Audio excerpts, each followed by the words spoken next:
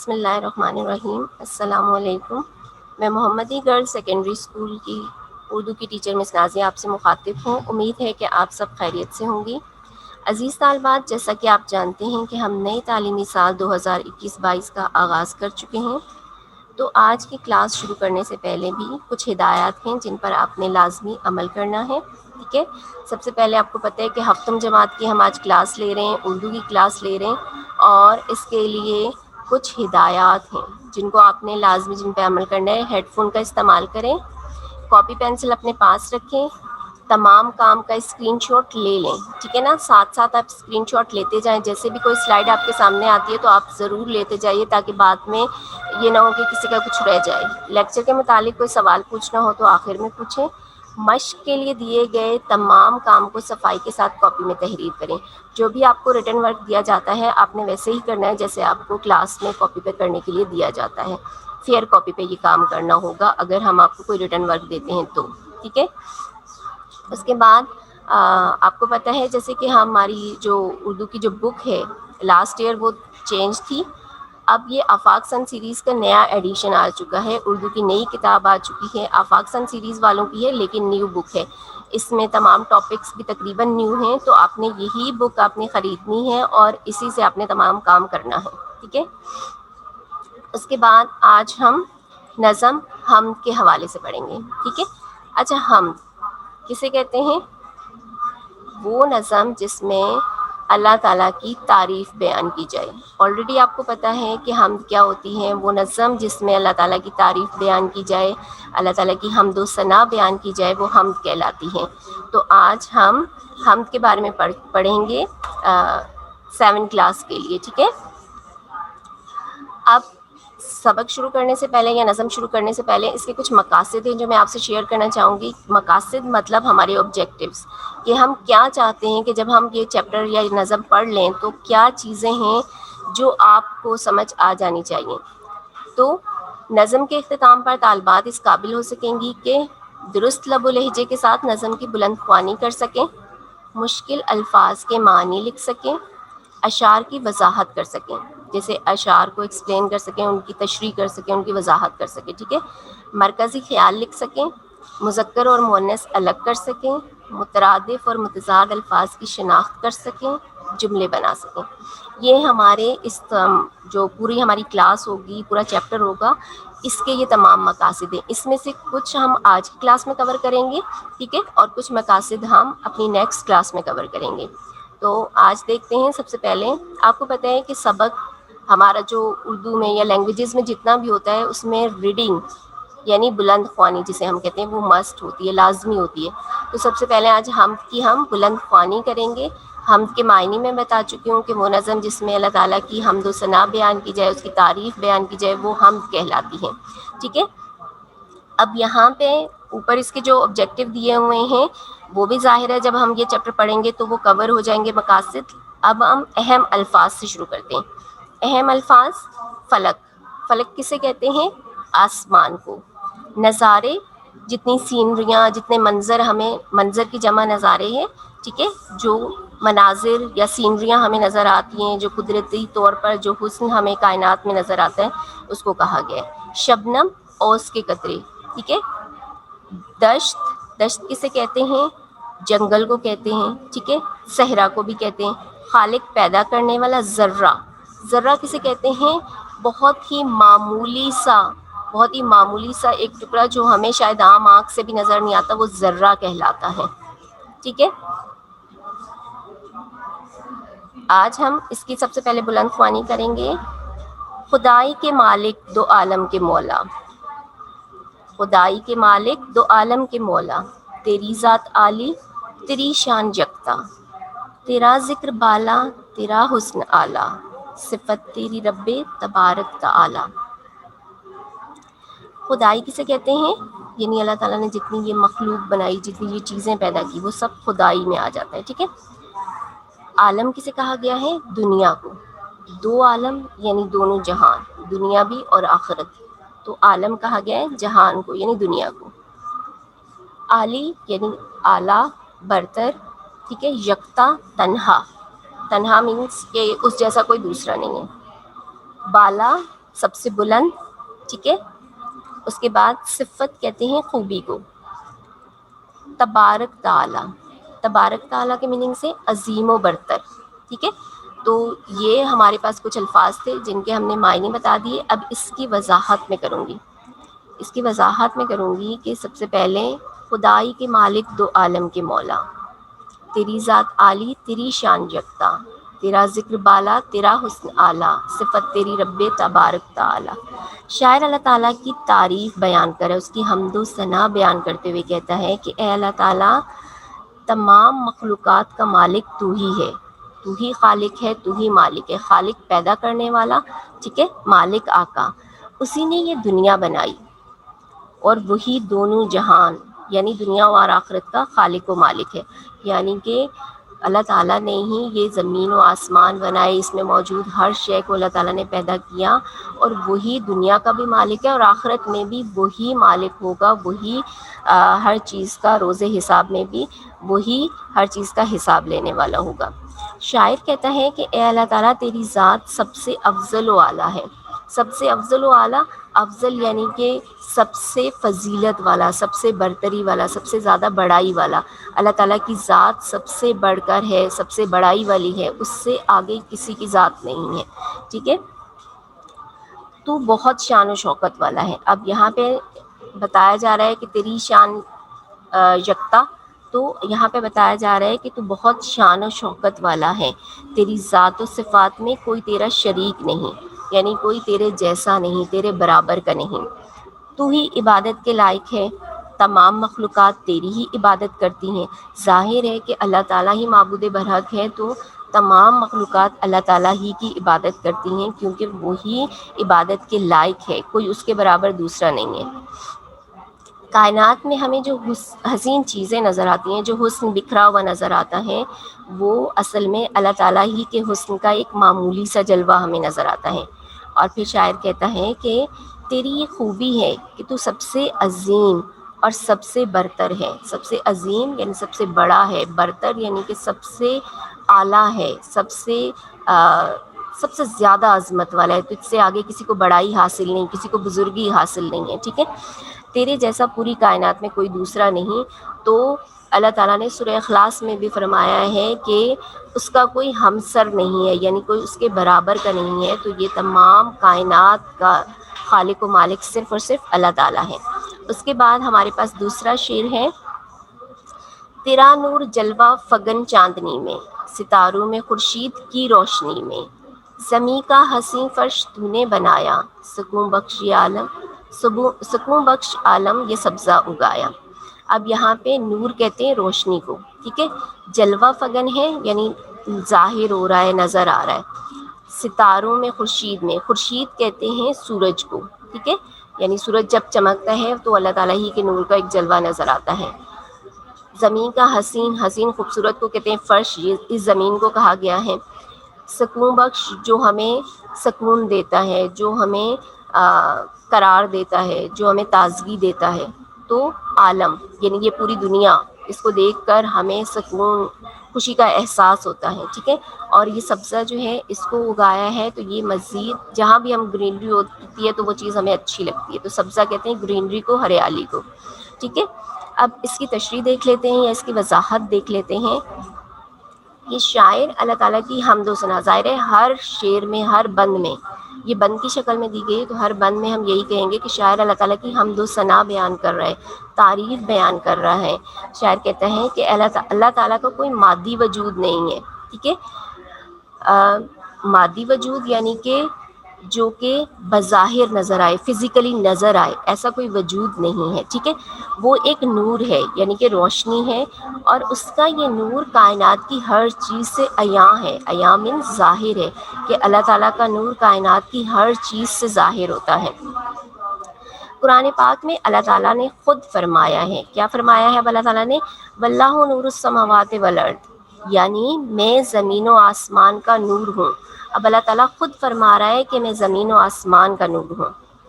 چنانچہ اب شاعر کیا کہہ رہے ہیں؟ شاعر کہتے ہیں کہ اللہ کا نور سورج، چاند، ستاروں یعنی کائنات کی ہر چیز سے ظاہر ہے. اللہ تعالیٰ نے اپنی قدرت سے یہ خوبصورت زمین بنائی، کتنی حسین زمین ہے، انسان کے رہنے کے لیے یہ زمین بنائی، اور انسان کے آنکھوں کی ٹھنڈک کے لیے، اس کے سکون کے لیے، اس کے قرار کے لیے اس پر بیل بوٹے اور سبزہ اگایا، اور یہ ہریالی، یہ سبزہ ہماری آنکھوں کو ٹھنڈک پہنچاتا ہے، ہمیں راحت دیتا ہے، ہمیں سکون پہنچاتا ہے، اور حسین پھول ہمیں تازگی کا احساس دلاتے ہیں۔ آپ کو پتہ ہے کہ جہاں سبزہ ہوتا ہے، پھول بوٹے ہوتے ہیں، درخت ہوتے ہیں، وہاں پہ ہم بیٹھنا پسند کرتے ہیں، وہ جگہ ہمیں اچھی لگتی ہے۔ ایک تو چھاؤں ہوتی ہے، دوسرا وہ حسین منظر ہماری آنکھوں کو ٹھنڈک پہنچاتا ہے۔ تو یہ جو تمام جو مناظر ہمیں نظر آتے ہیں، یہ اصل میں اللہ تعالیٰ ہی کی نور کی، اس کی موجودگی کا ہمیں احساس دلاتے ہیں۔ جب ہم ان چیزوں کو دیکھتے ہیں تو ہمیں احساس ہوتا ہے کہ ان کا بنانے والا واقعی کوئی بہت بڑا ہے، اس سے بڑھ کر کوئی اور نہیں ہے۔ ٹھیک ہے، اگلا شعر ہے ہمارے پاس، اگلا بند ہے ہمارے پاس۔ درختوں سے زینت زمین کو عطا کی، زینت کہتے ہیں خوبصورتی کو، سجاوٹ کو، ٹھیک ہے۔ حسین بیل بونٹوں سے رونق بڑھائی، یہ جاڑا، یہ گرمی، یہ بارش کا موسم، یہ سورج کی کرنیں، یہ تاروں کی چمچم۔ جاڑا کہا گیا ہے کس کو؟ سردی کو، ٹھیک ہے۔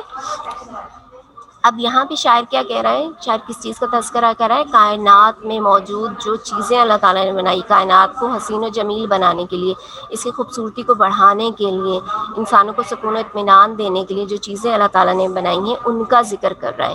شاعر کہتا ہے کہ اللہ نے اپنی قدرت سے یہ ساری زمین بنائی، اور اس کی خوبصورتی کے لیے اسے پیڑ پودوں سے سجا دیا، اس میں رنگ برنگے پھولوں کو پیدا کر کے اس کائنات کی رونق بڑھا دی۔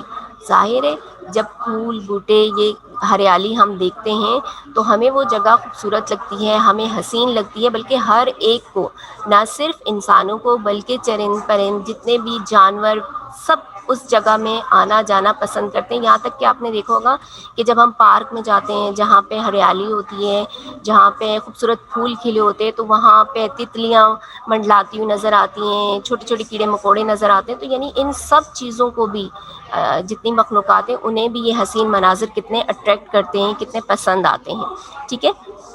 تو یہ سب کائنات کی رونق بڑھانے کے لیے اللہ تعالیٰ نے بنائے ہیں۔ اللہ تعالیٰ نے ہی اپنی قدرت سے ہمیں مختلف موسموں سے نوازا۔ اب ایک موسم تو نہیں ہوتا، کبھی گرمی ہوتی ہے، کبھی سردی ہوتی ہے، کبھی برسات کا موسم آ جاتا ہے، یعنی جس میں بارش ہوتی ہے۔ وہ ایکچولی وہ ہوتا تو گرمیوں کا موسم ہی ہے، لیکن گرمیوں کے موسم میں جب خوب ساون کا یا برسات کا موسم آتا ہے تو اسے ایک باقاعدہ موسم کا نام دیا گیا ہے، ٹھیک ہے۔ کبھی خزاں جس میں پتے جھڑ جاتے ہیں، کبھی بہار جس میں پھول ہی پھول کھل جاتے ہیں۔ تو ایسے تمام موسم اللہ تعالیٰ نے ہمیں عطا کیے ہیں۔ جب یہ موسم اللہ تعالیٰ نے ہمیں عطا کیے ہیں تو ان کا فائدہ کیا ہے؟ کیوں موسم عطا کیے؟ ایک ہی ہوتا موسم، سردی ہوتی یا گرمی ہوتی، بہار ہوتی یا خزاں ہوتی، کیا فرق پڑنا تھا؟ انسان کو کوئی فرق پڑنا تھا کیا؟ نہیں، کیونکہ انسان ایک جیسی چیز کو دیکھ کے اکتا جاتا ہے، تو اللہ تعالیٰ نے اس کے لیے، اس کو لطف اندوز ہونے کے لیے، اس کے محظوظ ہونے کے لیے، اس نے مختلف طرح کی زمین میں چیزیں پیدا کی اور مختلف طرح کے موسم عطا کیے تاکہ انسان لطف اندوز ہو سکے، ٹھیک ہے۔ اللہ تعالیٰ نے زمین کو روشن کرنے کے لیے، یعنی اس میں روشنی بکھیرنے کے لیے، آپ نے دیکھا کہ رات کو چاند اور ستارے جب چمکتے ہیں تو ان کی روشنی، مدھم مدھم روشنی ہمیں رستہ دکھا دیتی ہے، ہمیں اس روشنی میں چیزیں صاف دکھائی دیتی ہیں۔ اس کے علاوہ جب دن نکلتا ہے تو سورج طلوع ہوتا ہے، اور جب سورج طلوع ہوتا ہے تو ہر طرف روشنی پھیل جاتی ہے، ہر چیز واضح ہو جاتی ہے، اور اس سورج کی روشنی میں چاند اور تاروں کی روشنی بھی مدھم بڑھ جاتی ہے، بالکل ڈم ہو جاتی ہے، مدھم ہو جاتی ہے، ٹھیک ہے۔ اب یہ سب چیزیں اللہ تعالیٰ نے کیوں بنائی؟ یہ سورج نہ ہوتا تو کیا فرق پڑنا تھا نا، کہ ہر طرف اندھیرا ہوتا، نہ ہماری فصلیں پکتی، نہ ہمارے پھل پکتے۔ تو اللہ تعالیٰ نے تمام جتنی بھی چیزیں بنائی ہیں ان میں انسان کا کوئی نہ کوئی فائدہ ہے، کسی نہ کسی فائدے کے لیے بنائی ہیں، ٹھیک ہے۔ تو ہمیں ان سب چیزوں پر اللہ تعالیٰ کا شکر ادا کرنا چاہیے۔ اب اگلا ہمارے پاس حمد ہے، آفاق سن سیریز نیا ایڈیشن کی، اور یہ ہم پہلا چیپٹر ہے، ٹھیک ہے، اسی کو پڑھ رہے ہیں۔ اب ہمارے پاس صفحہ نمبر 2 پر اگلا بند ہے، زمیں پہ فلک کا حسین شامیانہ۔ شامیانہ کہتے ہیں خیمے کو، ٹینٹ کو، جیسے خیمہ لگا لیتے ہیں، ٹینٹ لگاتے ہیں، اوپر چھت ہوتی ہے نا اس کی، تو یہاں پہ آسمان کو خیمہ یا شامیانے سے تشبیہ دی گئی ہے۔ خدائی کا یہ خوشنما کارخانہ، خوشنما کہتے ہیں خوبصورت کو، کارخانہ وہ جگہ جہاں پہ بہت ساری چیزیں بن کر نکلتی ہیں، ٹھیک ہے نا۔ درندے یعنی جو چیر پھاڑ کر کھا جانے والے جانور ہیں، چرندے چار ٹانگوں والے، پرندے پروں والے جو اڑتے ہیں، اور یہ حیوان یعنی تمام جانور، یہ جنوں ملک کہتے ہیں جنات کو جن، اور ملک کہتے ہیں کس کو؟ ملائکہ کو یعنی فرشتوں کو، اور یہ نو انسان اور انسانوں کی بات ہو رہی ہے۔ تو اس بند میں ان تمام مخلوقات کا تذکرہ کیا جا رہا ہے جو کہ اللہ تعالیٰ نے پیدا کی ہیں۔ اچھا جی، اب اس کے بعد شاعر یہاں پہ تا حد نگاہ پھیلے ہوئے نیلے آسمان کا تذکرہ کر رہے ہیں۔ کہا گیا ہے نا کہ فلک کا حسین شامیانہ، تو یعنی آسمان، فلک کہا گیا آسمان کو کہ یہ ایک حسین شامیانے کی طرح، ایک ٹینٹ کی طرح ہے جو زمین کے اوپر سایہ کیے ہوئے ہے، ٹھیک ہے۔ شاعر کہتا ہے کہ اے اللہ تعالیٰ تو نے یہ زمین پر حسین چھت، یعنی یہ شامیانہ ایک چھت کی طرح بنایا ہے، جیسے ہوتا ہے نا کہ ہم شامیانہ ٹینٹ لگاتے ہیں، اس پر چھت ہوتی ہے تاکہ چھاؤں ہو، کسی کو دھوپ نہ پڑے، یا باقی تمام چیزوں سے بھی انسان محفوظ رہیں، تو اسی طرح اللہ تعالیٰ نے زمین کے اوپر اس آسمان کو ایک چھت کی طرح بنا دیا ہے، ٹھیک ہے۔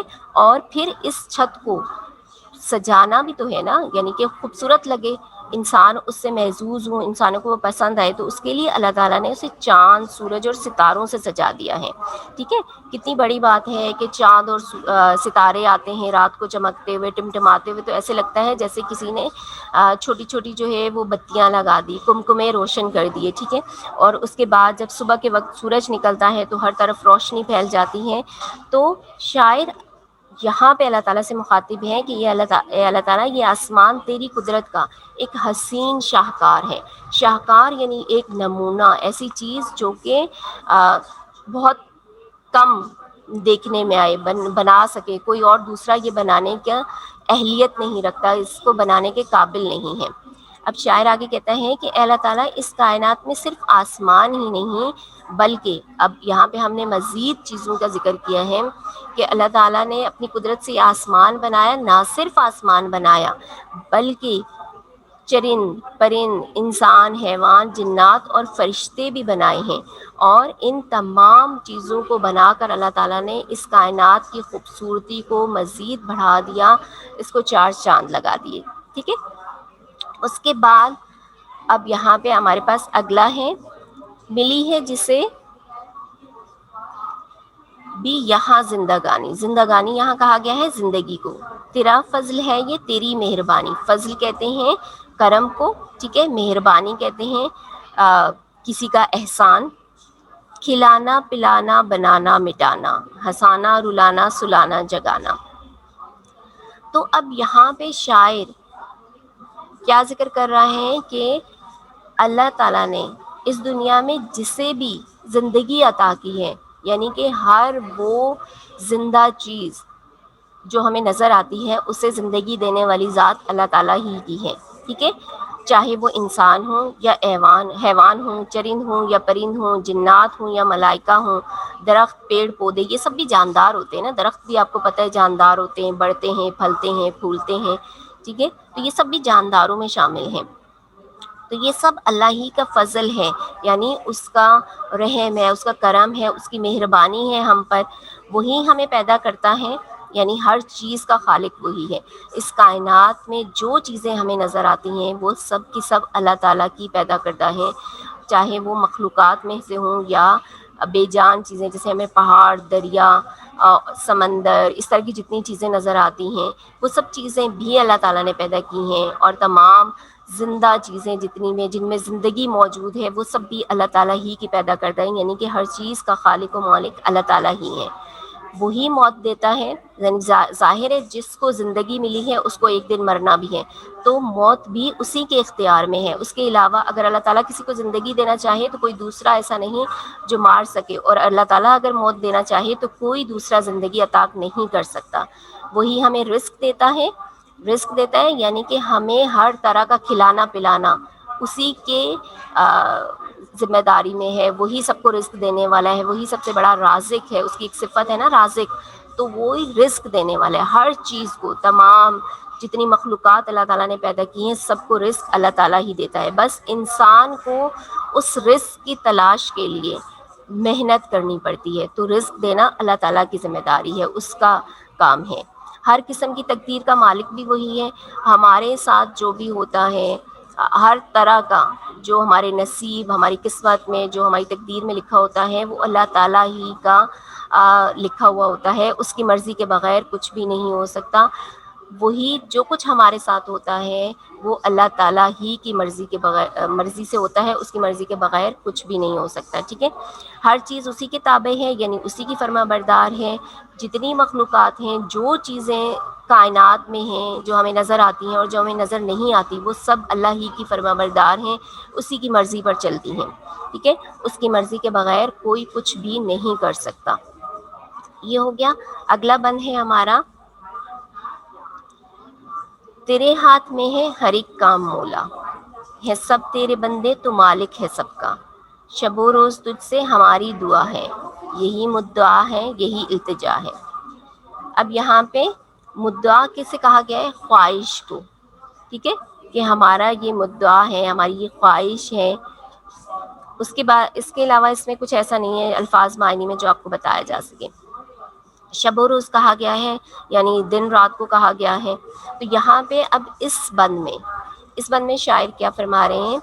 شاعر اللہ تعالیٰ کی حاکمیت، یعنی کہ وہ حاکم ہے، وہی سب سے بڑا ہر چیز کا بادشاہ ہے، اس کے آگے کسی کی کوئی بادشاہت نہیں چلتی، کوئی وزیر، کوئی مشیر، کچھ بھی نہیں ہے، وہی یعنی وہ سب سے بڑا حاکم ہے، اس کے علاوہ کوئی حاکمیت کے اہل نہیں ہے، اور وحدانیت کو تسلیم کر رہا ہے، یہ وحدانیت یعنی وہ یکتا ہے، وہ اکیلا ہے، اس جیسا کوئی دوسرا نہیں ہے، تو اللہ تعالیٰ کی حاکمیت اور اس کی وحدانیت کو شاعر تسلیم کر رہا ہے، یعنی اس کو مان رہا ہے، اس چیز کا اعتراف کر رہا ہے، اور پھر شاعر کیا کہتا ہے کہ اللہ تعالیٰ اس کائنات کا اصل خالق و مالک تو ہی ہے، اللہ تعالیٰ ہی اس کائنات کے نظام کو چلا رہا ہے، ٹھیک ہے، یعنی کہ یہ جو ہمیں دن کے بعد رات، رات کے بعد پھر دن، پھر سورج چاند ستاروں کا اپنے وقت پر آنا اور جانا، موسموں کا بدلنا، تو یہ سارے کائنات کے نظام کو چلانے والی ذات صرف اللہ تعالیٰ کی ہے، ٹھیک ہے، وہی اس پوری کائنات کا نظام چلا رہا ہے، اس کی مرضی کے بغیر اس دنیا میں ایک پتا بھی نہیں ہل سکتا۔